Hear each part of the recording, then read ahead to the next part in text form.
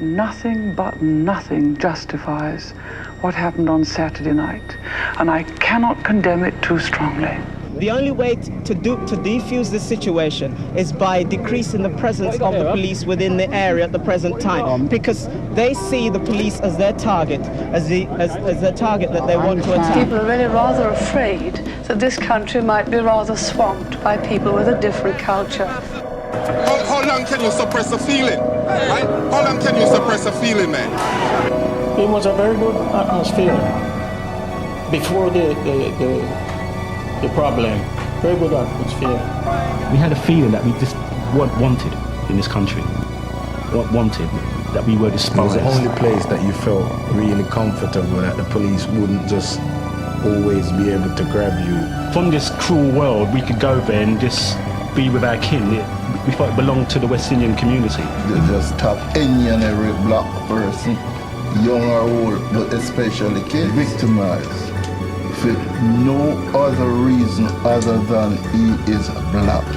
Quite clearly, we've got to limit any further mass immigration into this country, and if any people wish to return to their country of ethnic origin, they should be encouraged to do so. The police should recognise that, in fact, it's not on to treat people in what seems to many blacks in Brixton as an oppressive and unjust manner. That riot was the beginning of the change, and people started to recognise that we had rights. The riot showed everybody that if you ignore a certain community for so long, you shit on them for so long, they're going to rise up.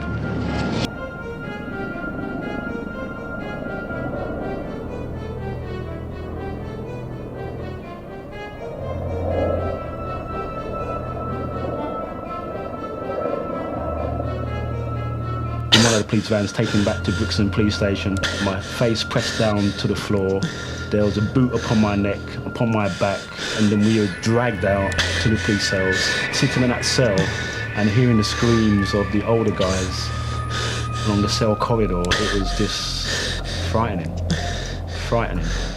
So that's when I realised that these stories weren't extravagances. It was actually happening. I was walking along Acre Lane, as usual, and I saw a policeman with a young black guy. And he was really giving it to him, boxing him, dragging him, and my heart began to pound, and I thought, oh my God, he's going to kill that boy. And then someone was coming up to me and I looked, and it was a tall, handsome policeman. And he looked down at me and he says, what are you looking at? And I says, I'm looking at the way he's doing that boy. And he says, mind your own business and go your way before you get your share.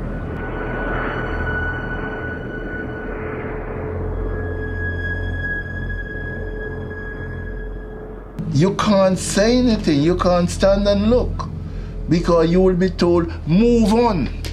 And if you refuse, you would be arrested. We had no hope. So it come to a point now that we didn't care anymore. We didn't care anymore. What are you going to do? Just sit and take it?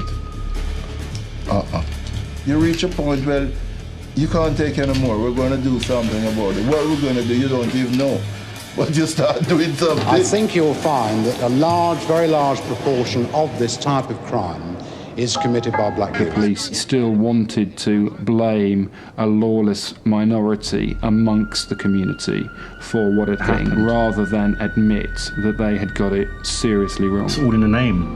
William White law. That was what the government was all about. White law. They had to back off. You know what I mean? And they couldn't, some of them couldn't even get in their cars and reverse up the road. They had to run. It was great. It was like what you always wanted to see. You always wanted to be a policeman, innit? That's just how it went. I felt at ease with myself. I didn't feel like I'd done something wrong. I just felt like I'd evened the score. That's the first time I could say we was ready for confrontation. And he was waiting for something to react I mean, everywhere was getting smashed at once. People were just getting into the shops, Woolworths, Bon Marsh, every jeweller's in town was getting done. I was scared, I have to admit, I was scared at that point. I remember I had a flashback to that police van moment with a boot on my neck and how I felt. Why should I stop mid-throw and say to myself, this is wrong, what you're doing is wrong? They were the enemy. Do we look like organized people? I mean, you see everybody about it. Do we all look like organized people?